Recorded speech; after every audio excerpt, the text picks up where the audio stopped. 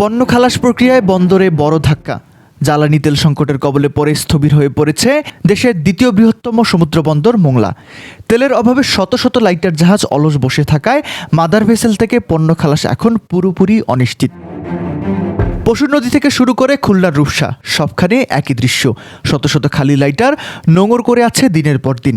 জানা যায় এক সপ্তাহ ধরে তেলের অপেক্ষায় বসে আছে এসব লাইটার। এই অচল অবস্থার কারণে আমদানিকারকদের গুনতে হচ্ছে বিশাল অঙ্কের বিলম্ব মাশুল। সেভেন সার্কেল সিমেন্টের মতো বড় প্রতিষ্ঠানগুলোকে প্রতিদিন 17,000 মার্কিন ডলার পর্যন্ত জরিমানা দিতে হচ্ছে।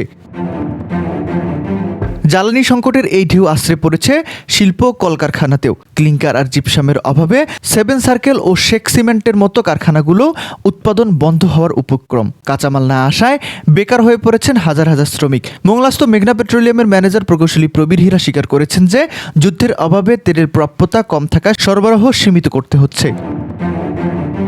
খাদ্যশস্য, সার আর শিল্পের কাঁচামাল সবই এখন আটকা পড়ছে বন্দরের বহির্নোঙরে। একদিকে আমদানিকারকদের লোকসান, অন্যদিকে বাজারে পণ্য সংকটের আশঙ্কা। এই পরিস্থিতি দীর্ঘায়িত হলে দেশের অর্থনীতিতে বড় ধরনের ধস নামার শঙ্কা প্রকাশ করছেন ব্যবসায়ীরা।